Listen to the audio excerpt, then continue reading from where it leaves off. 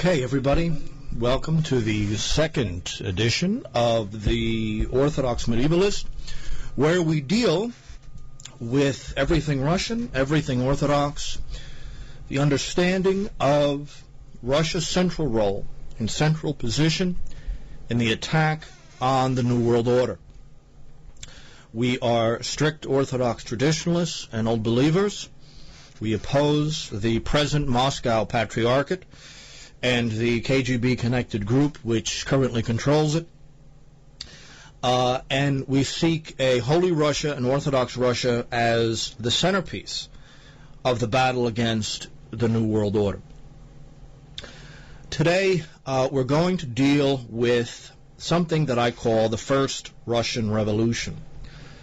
And that concerns a period of time, the turn of the 18th century, where Peter I, sometimes known as Peter the Great, takes over the country and creates what will become, in my mind without a doubt, what will become a revolutionary dictatorship. A revolutionary dictatorship that will be just as sweeping and just as violent as anything that the Bolsheviks will do centuries later.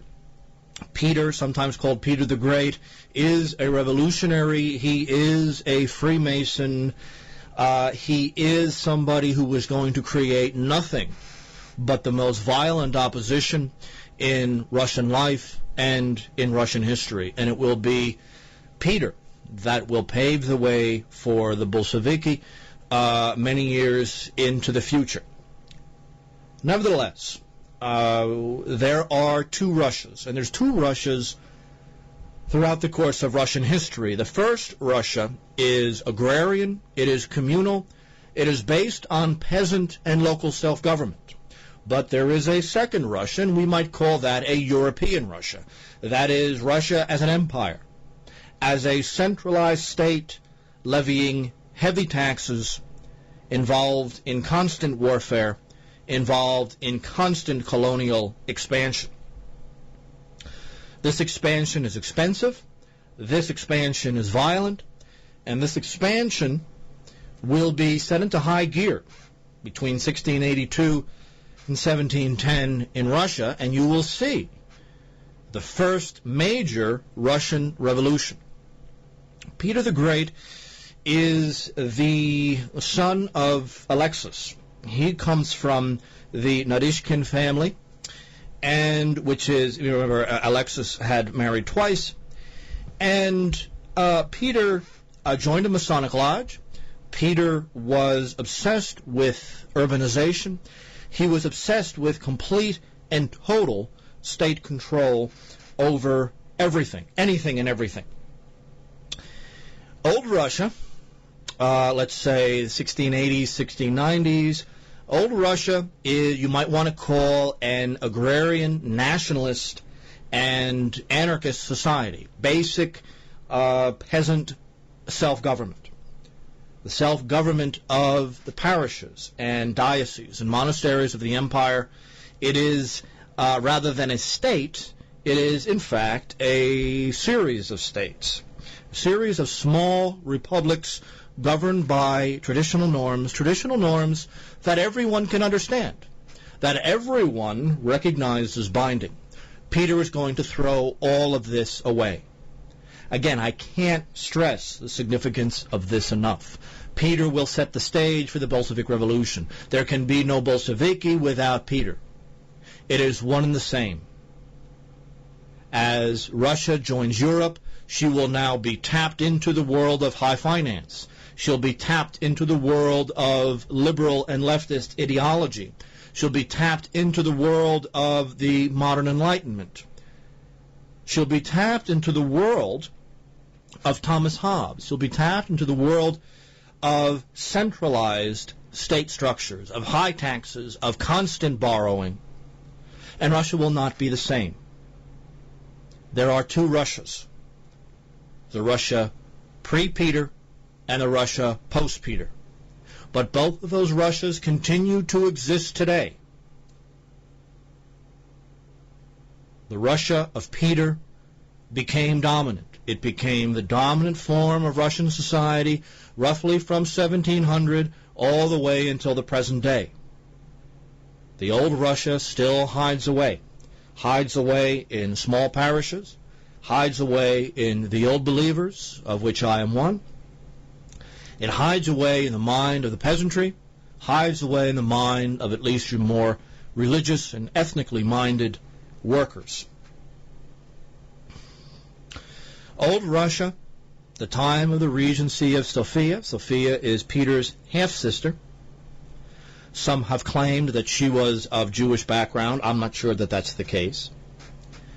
But Sophia was a woman of really an a-ideological temperament. She had no particular ideology. Sophia sought to harm Peter, her half-brother, and was quite threatened by him. Sophia sought to mobilize a group of elite cavalry, elite musketeers, they were not cavalry, called the Streltsy. These are musketeers, these are riflemen. This is an elite group that is very much dedicated to the ideas of old Russia. They will become Peter's bitter enemy in the early years of his reign. But when it becomes clear that Peter will take over, and in fact it is the patriarch of the church that will place his benediction on Peter's head and therefore make him the emperor of all the Russias, the fact of the matter is that the Streltsy remain a rebellious element. The Streltsy, in fact, are one of the last hopes of old Russia. What Peter will do, to make a very long story short, what Peter will do is engage in a series of mass killings, of mass hangings, and Peter did have an almost sexual attraction to torture and sadism. And in fact, when he returns from Western Europe, where in the Netherlands he is sworn into a Masonic lodge, he will come back to Russia, face the rebellion of the Streltsy, and he will begin a major purge. Everything that Peter does will be repeated in the Bolshevik Revolution later on. The Streltsy will revolt against Peter and will demand the continuation of the regency of Sophia. The Streltsy will revolt at the very end of the 17th century. They will revolt against high taxes. They will revolt against the fact that Peter showed a preference for German dress, the German language. He was educated in Latin. He showed an interest in all things Western. Peter also scandalized Russia by introducing tobacco. The Streltsy were upset at duty throughout the empire, away from their homes in Moscow and the major cities.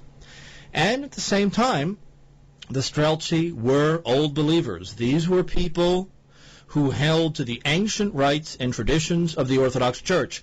Peter and his father, Alexis, will be the primary opponents of these traditions and will create a church, much like the Soviets will create later on, completely enslaved to the state, without any independence, without any property, depending exclusively on state money to survive. As Solzhenitsyn says, it is the reign of Peter where Russia begins to lose its soul. It loses its soul in this era. This first revolution is extremely violent. The first thing that Peter does, as I said, when he gets back from Europe, is a mass purge of society, a mass purge of the elite court. In fact, he will eliminate the Streltsy altogether. He will bring in Englishmen and Germans to reorganize the army as well as the navy, which he will build. But even worse than this, where he has his public executions, he has his public torture chambers, he will execute thousands of the elite armed forces in his anger against their rebellion. What was left of old Russia, again, making a long story very short, What is left of Old Russia will also be found in the extreme south and southwest, and that is the area of the Cossacks. The Cossacks at the time are run by a very famous man named Ivan Mazyepa.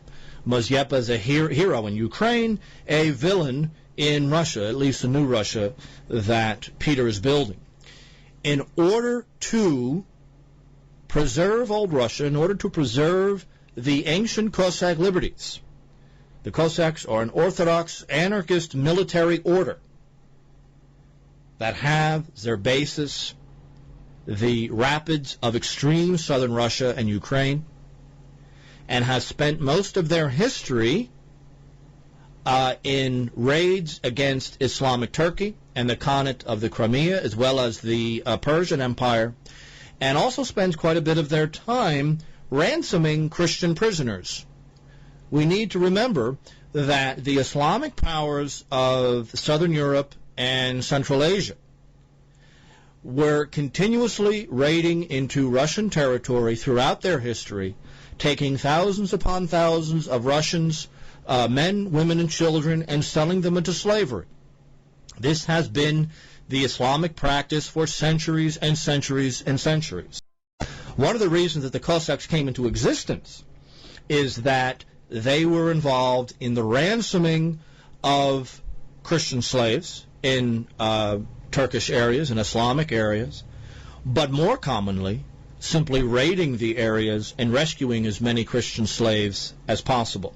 The fact is that at any given time prior to Peter's reign, there are tens of thousands, if not hundreds of thousands, of Russian Christian slaves working for the various Islamic powers south of the Caucasus, east of the Caucasus, and west of the Caucasus. This threat to Russia still continues and is still a major problem. However, in order to defend the ancient liberties of the Cossack army, Mazyepa will ally himself with Charles II of Sweden. So here's the thing. Peter has eliminated some of the old Russian mentality in his mass execution and torture of the Streltsy. Bishops and priests who were sympathetic with them were strung up. Priests were murdered and banished. Now here is a second prop of old Russia, that of the Cossack hosts under Mazyepa. Now, the Cossacks were roughly by 1700 divided two ways. And that primary method of division is, in fact, class. There are some Cossacks that have become comfortable. There are some Cossacks that have been given land and a Russian title and the protection of the Tsar. And this group becomes pro-Russian. There is another group usually made up of poorer Cossacks who are loyal to the ancient Cossack liberties, are normally old believers in terms of religion, and they are followers of Mazyepa.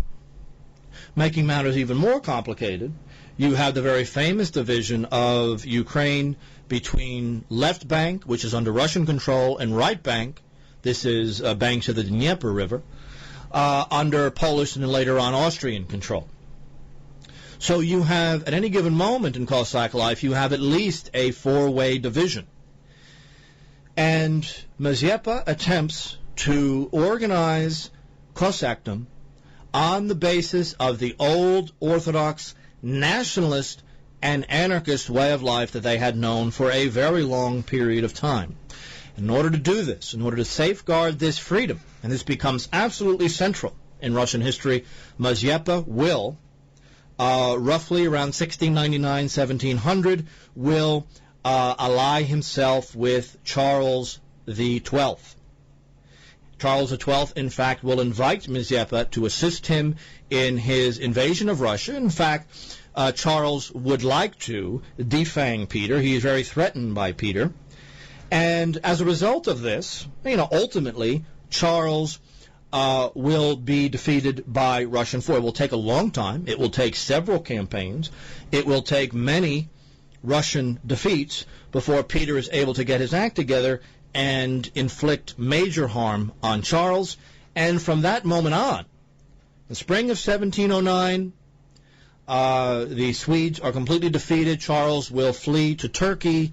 Sweden will never again become a major military power. 1701, 1702, Peter has raised taxes through the roof. He has seized churches and monasteries. He's melted everything down that could possibly make cannon. He has taken out loans anywhere he can in order to fight Charles. He will defeat Charles. He will take the Baltics for the first time in Russian history. Charles will attack and defeat Poland, reducing her to impotence really for the rest of her national life. He will threaten Austria. He will take all of Central and Eastern Europe. Charles soon will attempt to create an alliance with Turkey. Russian artillery turns out to be superior. Ultimately, Sweden is completely destroyed. The significance is that Russia now is far larger than she ever was. Peter's reforms of the government, which we're going to get into here in a minute, are given some kind now of rational and military basis. Russia has defeated the best military mind of the era, which most certainly was Charles XII of Sweden. What were Peter's reforms? What were Peter's reforms that permitted the Russian Empire to come into existence? There was no such entity as the Russian Empire before Peter. There was no such title as Emperor of all the Russians prior to Peter. What did this man do? Many believed that he was possessed by demons. Many believed that he was not fully human. His energy was extraordinary. His physical size was extraordinary. His violence in temper was extraordinary. He was extremely nasty. He was extremely violent. He had no trouble in torturing and executing his own son, Alexei. He had no difficulty with this. He created a tightly centralized Russian police state that brought everything under its control and changed Russian history forever. As I said before, taxes went through the roof. Nobody was exempt from taxes. All the churches, all the monasteries, all the families, all the communes, everyone had to pay, and pay heavily. He permitted non-Orthodox foreigners complete freedom in Russia, which was immensely unpopular. He completely reorganized urban life, putting the wealthy in charge of the towns, rewarding them in exchange for constant tax receipts coming into his new capital in St. Petersburg. St. Petersburg itself was really the first major Russian example of forced labor, where the Cossacks that had been defeated in the war against Sweden, Charles and Mazeppa, were deported to the extreme north of the country and died in large numbers building St. Petersburg, city, of course, named after himself. All nobles had to serve the state. They had to be educated according to Western models. The old noble families were completely destroyed. He created a new, large police state model bureaucracy to completely dominate the country. He reorganized the empire. He divides it now for the first time into 12 large states, and he appoints a governor for every one of those large states. Those 12 states are then subdivided into 43 provinces. The church was his major rival. He is threatened by the church. He, in fact, hates the church. There is no doubt. And all of Peter's main biographers say the same thing. He did perform black masses. He performed black masses as a way of mocking the church, as a way of mocking Christianity. This is something that Peter did. There was absolutely no question about this. He even created, he was an alcoholic, and he created this, the unholy synod with himself and his friends, of course, as bishops in this new organization. These were essentially his drinking buddies. He will abolish the Patriarch of all the Russias in 1700, and in 1701 he will create a brand new form of government based on Swedish Protestant models, and that is the so-called Holy Governing Synod. Now, the Orthodox Church in Russian history is the dominant institution.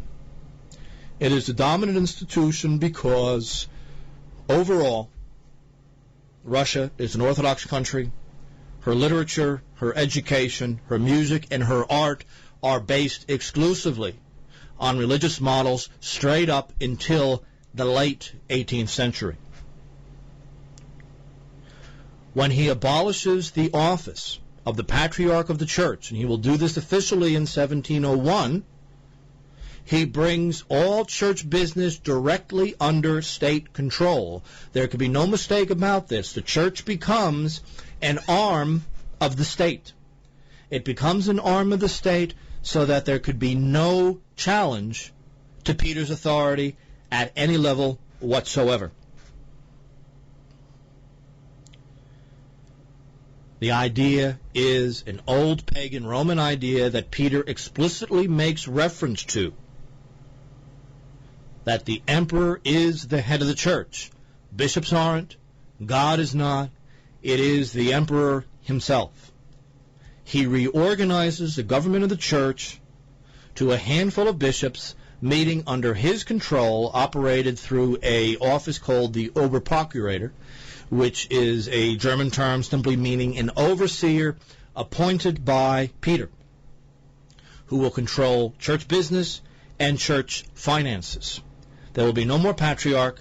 Bishops will be entirely tools of Peter the Great. Peter will engage in two particularly violent purges against the church, one in 1698, the other in 1718, and we're not entirely certain how many bishops and clergy will be executed in that period of time. The so-called religious regulation passed in 1701, 1702 will officially make clergy employees of the state. As a direct result of all of this, the Russian Orthodox clergy become a closed caste, passing down from father to son, having to report regularly to Peter and his successors about the moral and political ideas of their parishioners. As a result of all of this, they lose quite a bit of moral influence over their peoples. Well, just like in the communist era, there's rebellion against the communist church. That is to be found in the synod outside of Russia. It's to be found in the catacomb church, where millions of Orthodox people lived an underground existence rather than obey the so-called Patriarch of Moscow, which quite frankly hasn't had a canonical basis since 1701. So when the Bolsheviks take over and install their own church run by KGB agents and KGB operatives, compromised clergy, people like this, they're not doing anything new. They might be doing it in a more radical way. They might be doing it in a more violent way. But the reality is that Peter the Great is the predecessor for all of this. The situation was completely uncanonical from the rules of the Orthodox world. They created a state church. They created a church that is a part of the state, and as a result, the church very much was hurting for influence and was completely dependent on the state for its cash, because all of its money and all of its property will be confiscated by Peter during the war with Sweden, and all kinds of independent expression of the Orthodox world will be looked at suspiciously. But like I said, there's always rebels, and there will continuously be rebels. The rebels from the Petrian era until the Bolshevik takeover are the Old Believers. The Old Believers will number almost 20 million people, mostly lower class, mostly peasants, by 1800. 1850, only a relatively small percentage, at least of the Russian lower classes, will be followers of the official synodal church, the creation of Peter. Overwhelmingly, the peasantry will support the old belief. Those who hold to the ideas of an independent church, a monastic church, a church based around popular participation, the people, ethnic identity, and the ancient traditions of Greece and Russia.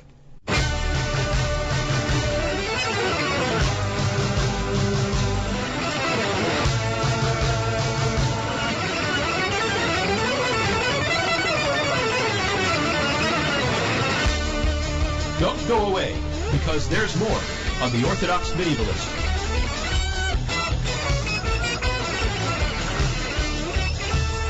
You're listening to the Voice of Reason Broadcast Network.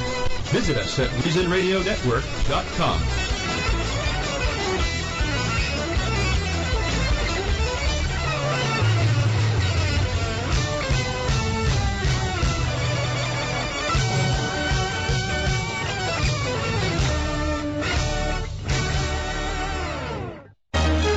This is AP News Minute. The crew of the Maersk, Alabama is resting comfortably back in the States. They flew into Andrews Air Force Base early this morning and are spending time now with their families at a nearby resort. President Barack Obama will be spending part of his day in Mexico. He's stopping there as he heads to the Summit of the Americas. He's eager to talk to top officials there on the drug trade, as well as guns that head south of the border. Final preparations are being made in India ahead of the trial of the sole surviving terrorist from last year's attacks in Mumbai. More than 160 people were killed in the attacks that hit a luxury hotel and other sites across the city. John Madden is calling it quits. NBC says that the burly ex-coach, who has been one of pro football's top broadcast analysts, has decided to retire. He's been calling games since he stopped coaching back in 1979. Myra Lopez, The Associated Press, with AP News Minute.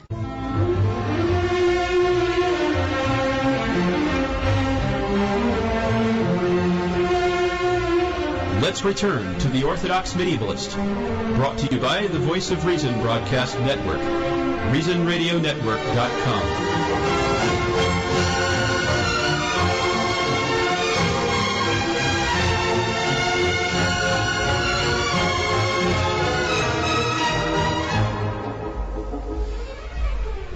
And now here's your host, Matt Johnson.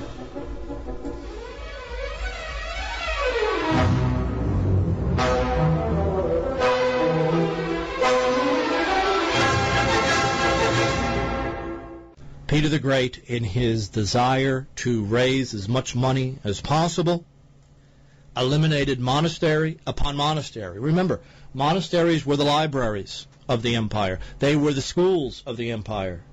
They were the repositories of the ancient wisdom of the Greeks and the Arabs. You could find this stuff all over the monastics and monasteries of Russia. These were shut down in large numbers.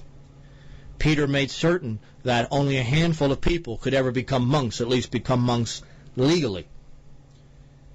Priests who either were considered superfluous or politically unreliable were defrocked and were sent into the army, which back then was either a 20 or 25-year term. Peter needed soldiers. He was continuously at war, and as a result, anybody who mildly irritated him was stripped of whatever office he had and sent off into the army. And this was the case. Thousands of monks and thousands of priests were impressed into the army. The Bolsheviks did very similar things. One of the roles that Peter gave to the priests, which was completely unknown, is the license to root out anybody that Peter considered to be subversives. The property of monasteries and large parishes were taken over by the state, slowly but surely, right into the realm of Catherine the Great in the last third of the 18th century, again, based exclusively on Petrine models. There was a very tight control over who can become a priest and who can become a bishop.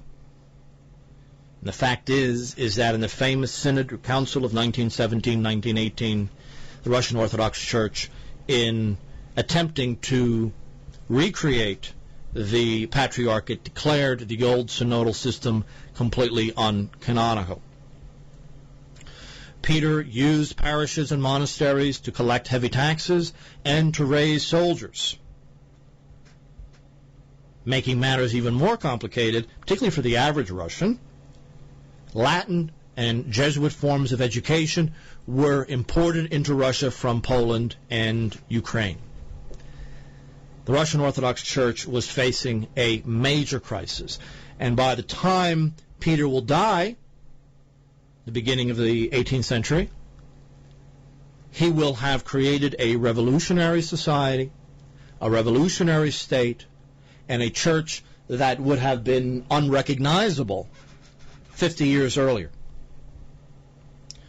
From the point of view of the average person, from the point of view of the average peasant, which was 90% of the Russian population in 1700, the parish was at the center of life. Regardless of what you might think of the church in general, I mean, as a theological institution, the fact is she was a highly respected institution in dealing with medicine, in education, in literacy, in the printing of books and pamphlets of all kinds and in all languages. The local parish was stripped of all of its autonomy under Peter the Great. It used to be that the old Russian parish was the same legal institution as the old Russian peasant commune. Peasant commune concerned itself with the local life of the peasants. It was controlled and financed exclusively by peasants. So at the local level, and from the point of view of your average Orthodox farmer in Russia, I'm talking, 60 million people, the central institution was absorbed into the state, the central institution of their lives, which was the local parish. There was a time where this commune and the parish that was identical with it were organs of real democracy. The fact is that prior to Peter, the commune, the parish, were strictly democratic. They were based around the heads of household. They picked the priest. They educated the priest. They financed the priest. He was a man to be respected for this reason. He was the creation of the people. Now he is going to be the creation of the state. Prior to 1700, the average family living in the democratic commune had complete and total control over parish life, but that also meant not merely religious ritual, which was important enough, but the parish school, the parish infirmary, the parish library. All of this came under popular control. By 1700, it was no more. Peter went further. Peter knew what he was doing. It isn't like all of this stuff was accidentally entered into. Peter did this because he was trying to destroy as well as to rebuild. He was a part of Central European secret societies. He was a Mason and he was a Gnostic. And he viewed his role as to bring revolution into Russia, which is going to be a bloody legacy. It was a bloody legacy by 1800. Never mind what the Bolsheviks are going to do with this same idea. There is no question that without Peter, there could not have been the Bolsheviks. The very fact that the overwhelming majority of Russia was in revolt against Peter at one time or another, and this is proven by the very famous revolt of Emelian Pugachev during the reign of Catherine II, which combined all of these complaints: high taxes, army service, the destruction of the church, the destruction of parish autonomy, all of this stuff, the tightening of serfdom. Serfdom, this idea that only nobles chosen by Peter can own serfs, can own people to do their bidding. Serfdom was something that was deepened and tightened under Peter, and he did it so that the nobility could have the money and could have the backing to serve the state, usually in the army and on occasionally in a bureaucratic capacity. So during the reign of Catherine, figure a generation after the death of Peter the Great, The reign of Catherine the Great saw a major agrarian revolt, one of the largest, if not the largest, agrarian revolt in the history of the world, where tens of millions of Russians, led by the Cossacks, led by the Old Believers, in extreme southern Russia, took over half the country, and an extremely violent war, finally won by the regular forces of Catherine the Great. But one of the complaints that these people had, I mean, they complained about serfdom, they complained about the revolutionary state of Peter, they complained about centralization, they complained about serfdom, they complained about the dues that they owed to their landlords, they complained about the suppression of old Russia. And the vehicle of that complaint was the old belief, the ancient Russian Orthodox Church that was violently suppressed in the later years of Alexis and throughout Russian history, straight up until another Russian Revolution of 1905, which we'll deal with on this show some other time. But Peter was a self-conscious revolutionary. He came to Russia fully aware that he was going to change the way that Russians thought, the way that they dressed, the way that they wore their hair, the way that they prayed, the way that they viewed the state. Prior to Peter the Great, the state was that entity, generally very weak relative to what developed later on, that primarily was an icon of the Orthodox faith. That's really what it was. It was to bring people to piety, bring people to God on the one hand, and to defend people against foreign enemies on the other. That was its purpose. That was what was considered political at the time. So when you have a man who is a Freemason, who performs black masses, as Peter without question did, even his mainstream biographers say this, you know, this isn't something that was concocted later on. Peter really was into this sort of thing. When, you know, you have this earlier conception of the state as essentially an icon of piety, and then you have Peter take it over, 1700, a little bit before then, this is nothing short of a revolution. But the attack on the parish is an attack on local government. It's an attack on local democracy, which was so central to the Russian peasant. It was an attack on older forms of the royal state. The royal state prior to Peter was not absolute. It did not have absolute power. It had some taxing ability. It had a relatively small army to work with. Generally speaking, everything was done at the local, regional, and monastic level. Just like all medieval societies, it is based on the dispersion of power, and the people are held together by a common language and ethnicity, and of course, all of this is brought together into a common religion. But all of this comes under attack with Peter. Peter comes to government saying that the German way, the Dutch way, the Swedish way is better, and we are going to revolutionize Russian society to make it like that. And he created rebellion wherever he went. And quite frankly, the reason that he succeeded was that he defeated his opponents. He defeated Mazeppa, he defeated Charles II, he defeated the Streltsy, he defeated the Turks, he defeated the Persians, he defeated all comers. Now, those victories were impressive, and Peter frightened the rest of Europe. There was no question about this. Russia was the threat, especially to England, and England will become Russia's primary opponent right up until World War I.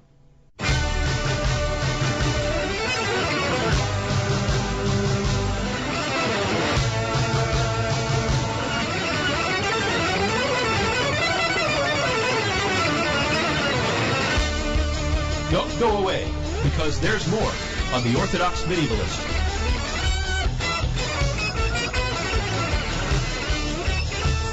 You're listening to the Voice of Reason Broadcast Network. Visit us at reasonradionetwork.com.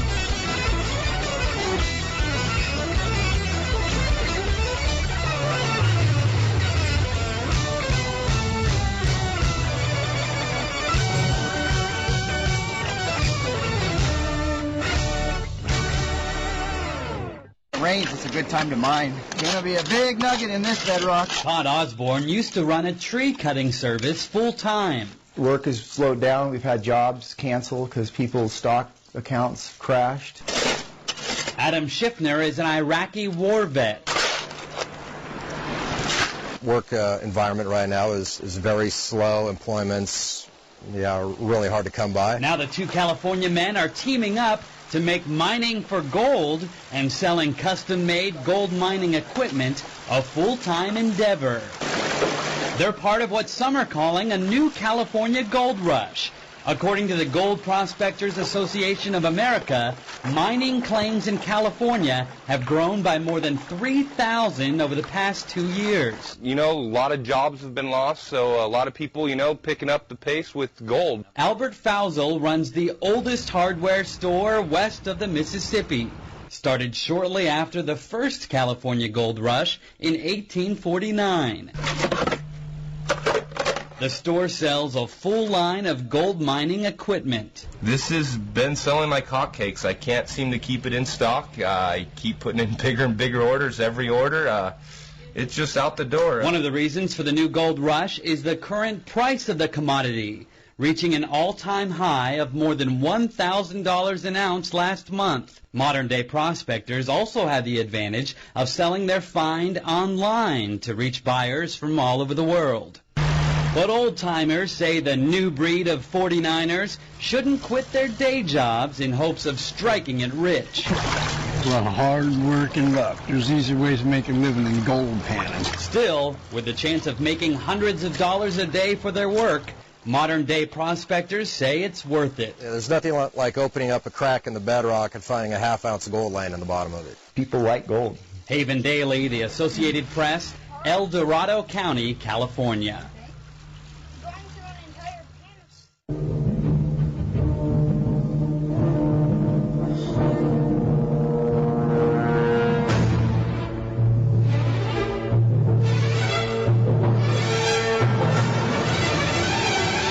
Let's return to the Orthodox Medievalist. Brought to you by the Voice of Reason Broadcast Network, ReasonRadioNetwork.com.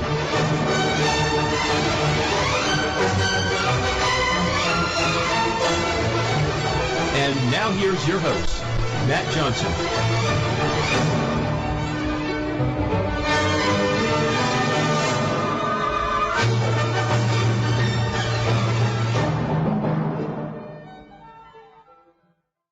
I guess really the only exception to that is the invasion of Napoleon in 1812, but that's an exception. Britain will be very threatened by Russia's expansion. She will be expanding into Islamic areas of Central Asia and the Caucasus where the British have a substantial presence. Making matters more complicated, they will be expanding into China where Great Britain has a substantial presence. These victories are impressive, but what's the cost? The cost is a tightly centralized state where the state now has or believes itself to have the right to regulate any element of the population's life that it sees fit, for better or for worse.